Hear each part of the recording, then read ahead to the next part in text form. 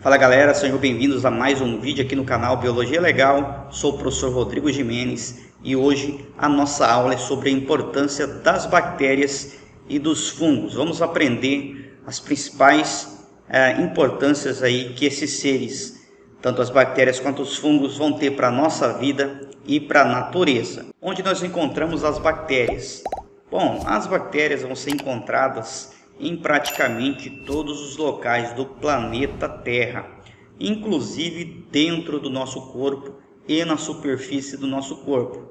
Porém, para nós enxergarmos, para nós vermos as bactérias, nós vamos necessitar aí do auxílio do microscópio, pois esses seres são muito pequenos e nós não conseguimos visualizá-las aí a olho nu. Então, daí a importância do microscópio.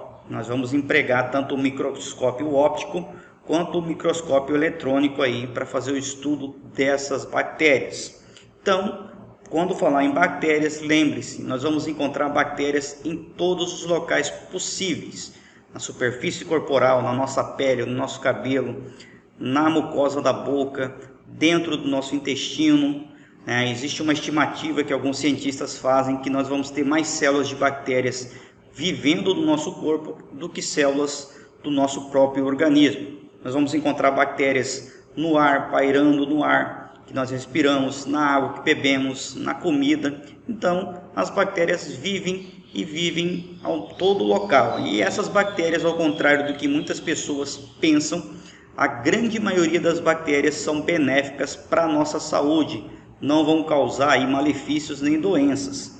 Então, as bactérias que vivem, por exemplo, dentro do nosso corpo ou na superfície corporal, essas bactérias não causam danos para a nossa saúde, porém elas vão viver e ocupar esses locais, impedindo assim que bactérias patogênicas, bactérias que causam doenças, venham se instalar no nosso organismo. O conjunto de bactérias que vivem no nosso corpo ou no nosso intestino, nós chamamos de flora. Então, no nosso intestino, por exemplo, nós vamos ter várias espécies de bactérias vivendo dentro do nosso organismo sem causar doenças, protegendo o nosso organismo, protegendo o nosso intestino. E esse conjunto de bactérias dentro do intestino nós chamamos de flora intestinal. Então, essas bactérias são muito importantes. Porém, existem sim algumas bactérias que vão causar algumas doenças para o nosso corpo. Porém, essas bactérias são exóticas, elas não vivem no nosso corpo. Quando o nosso corpo está debilitado, com poucas bactérias típicas da flora do nosso corpo, aí sim essas bactérias patogênicas podem se instalar e causar algum tipo de doença bacteriana. As bactérias são importantes também para o combate à poluição da atmosfera. As bactérias podem auxiliar aí combatendo a poluição atmosférica, consumindo aí os poluentes da atmosfera. As bactérias são importantes também na produção de iogurtes. Por exemplo, as bactérias também, elas podem ser, elas são utilizadas aí na indústria alimentícia. E aqui nós temos um vídeo que vai falar um pouquinho sobre a produção do iogurte e da ajuda das bactérias na produção do iogurte. Então, lembrando, as bactérias também são importantíssimas aí na indústria alimentícia e na produção de alimentos como o iogurte. Então, vamos assistir esse vídeo. Em um copo de iogurte podemos ter mais bactérias do que o número de habitantes no planeta Terra. Ao consumirmos esse produto frequentemente, essas bactérias passam a colonizar nosso trato intestinal. Calma! Estamos falando de bactérias láticas, muito benéficas para a nossa saúde. No início, os iogurtes eram comercializados em farmácias e prescritos por médicos para problemas estomacais e intestinais. O crescimento do seu consumo e a consequente expansão para todos os mercados mundiais ocorreu a partir de 1907, graças às pesquisas do cientista Ilya Metchnikoff. Foram os resultados das pesquisas desse russo que comprovaram que a longevidade da população da Bulgária se devia ao consumo significativo de leites fermentados ou coalhadas. Hoje sabemos que o iogurte ajuda nosso organismo a combater patógenos. Contém todos os aminoácidos dos quais precisamos, facilita nosso processo de digestão, graças às proteínas lácteas parcialmente quebradas na coalhada. E é mais fácil de digerir do que o leite, por ser naturalmente ácido. A fermentação do leite é um processo bioquímico no qual as bactérias láticas usam a lactose para a produção de algo fundamental para qualquer ser vivo: energia. Com a energia produzida, as bactérias podem se reproduzir, mas também acabam produzindo um resíduo desnecessário às suas células, o ácido lático.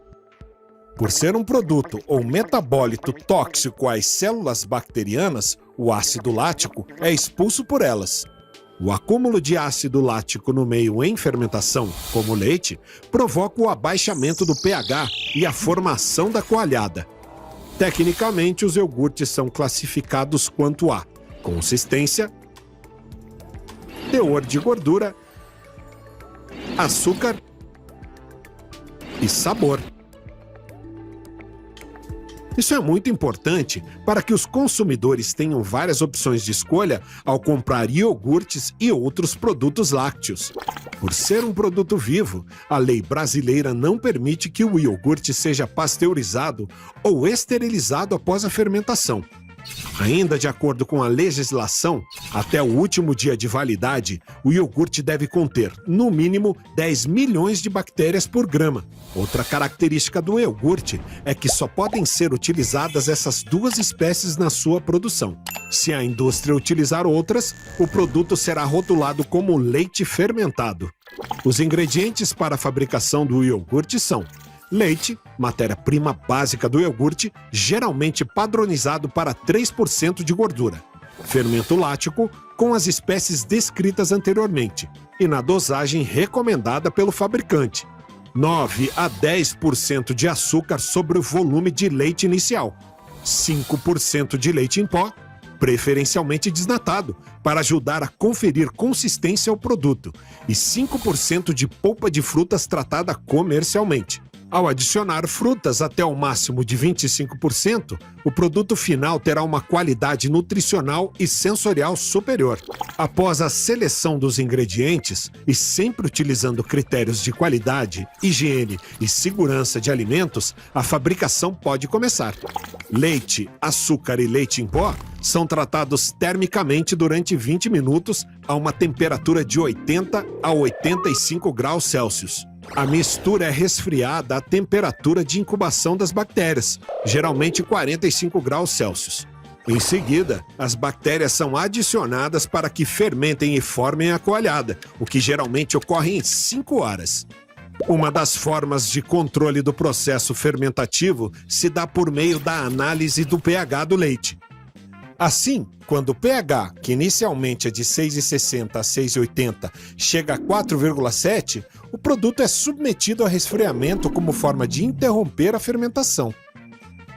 Saiba que o pH de 4,7 não é uma convenção fixa e pode variar de indústria para indústria. A adição da polpa de frutas ocorre simultaneamente ao resfriamento. A fabricação é concluída com o envase, a estocagem, numa temperatura máxima de 10 graus Celsius, e a expedição. Estabelecer o prazo de validade é uma responsabilidade legal das indústrias. Em geral, o prazo é de 30 dias. Para concluir, você sabia que este agrupamento gelatinoso contém micro-organismos usados para fabricar um produto chamado kefir? Descoberto há milhares de anos no Oriente, o kefir, que não é iogurte, mas um outro tipo de leite fermentado, também faz muito bem para a nossa saúde. Só que isso é um assunto para outro vídeo. Muito legal, né, o vídeo aí sobre a produção de iogurte. Coloca nos comentários aí o que você entendeu desse vídeo. E agora vamos falar um pouquinho sobre os antibióticos e a saúde humana. O que vem a ser aí um antibiótico? O antibiótico é uma substância capaz de impedir o crescimento e o desenvolvimento de micro-organismos. Eles são especialmente úteis aí como medicamentos no combate de doenças causadas por bactérias. Então, antibióticos nada mais é do que uma substância capaz de combater as doenças causadas por bactérias. Esses antibióticos vão impedir a reprodução bacteriana no nosso corpo. A grande maioria dos antibióticos são provenientes aí de espécies de fungos, substâncias produzidas por algum tipo de espécie de fungo, que vão agir impedindo que as bactérias se reproduzam, e sem elas se reproduzirem elas vão morrer, e com isso essa doença vai acabar sendo combatida e curada no nosso organismo. Então, essa é a importância dos antibióticos.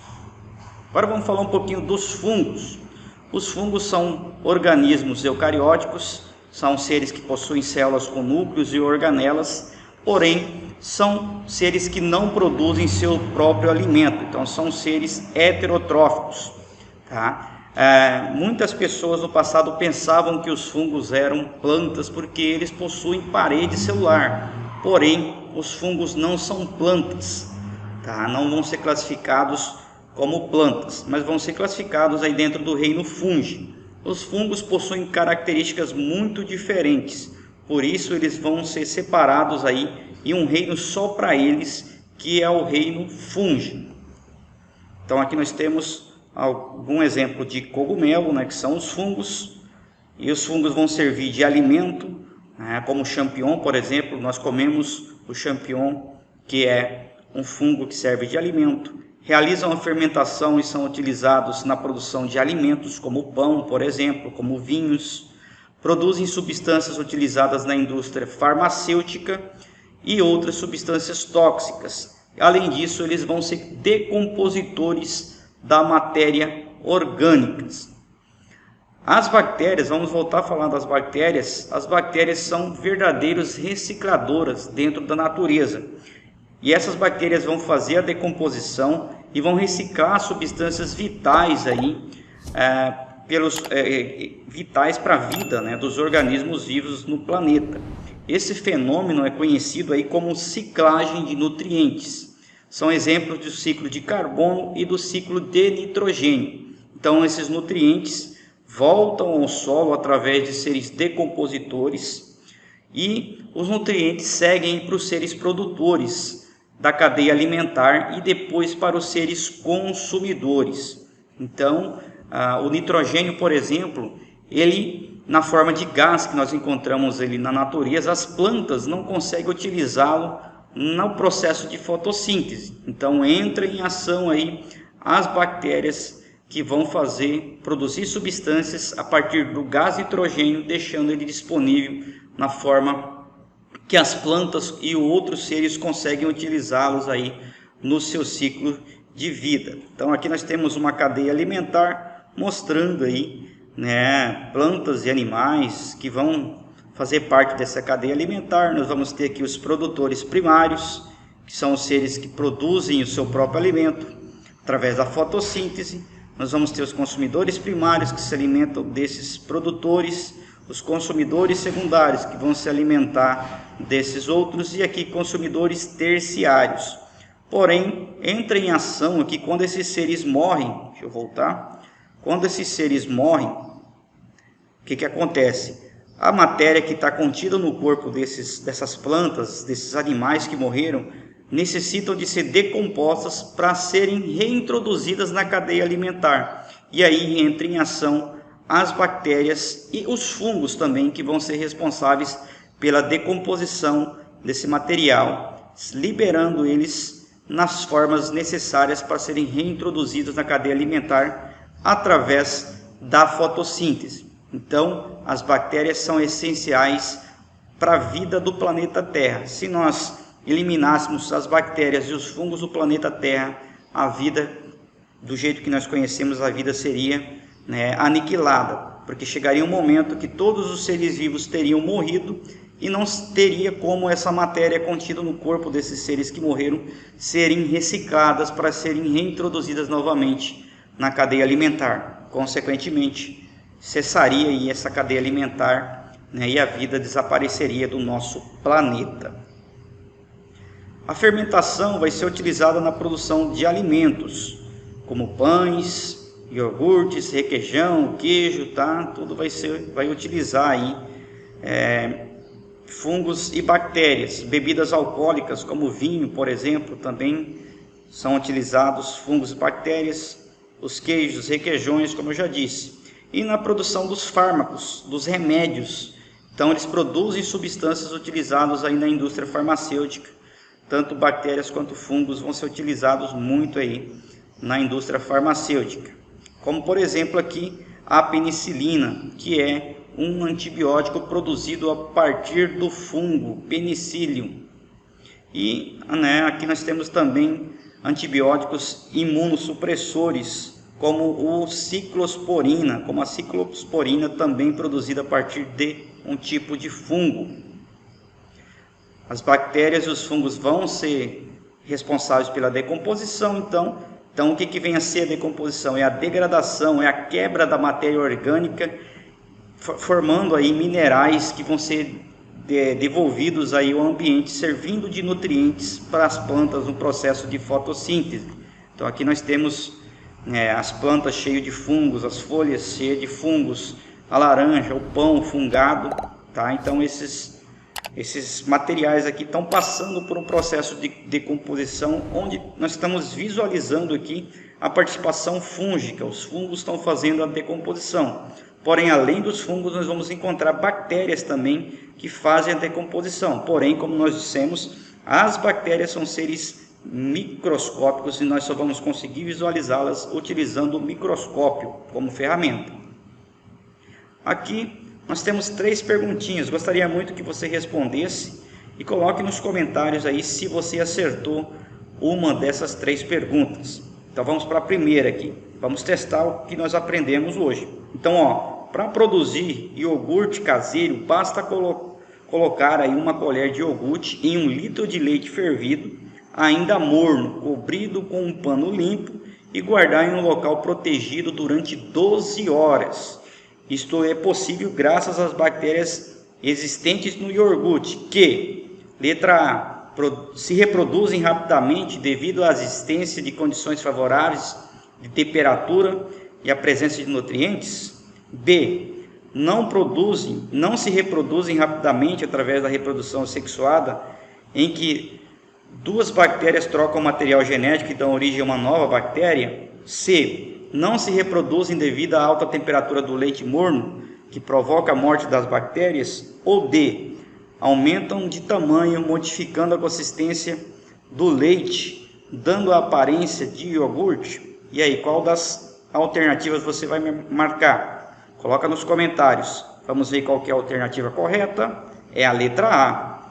Essa produção desse iogurte caseiro acontece graças à reprodução dessas bactérias, que vão se reproduzir rapidamente devido à existência de condições favoráveis de temperatura e a presença de nutrientes aí no leite. Então, pergunta 1, essa primeira pergunta, a resposta seria a letra A.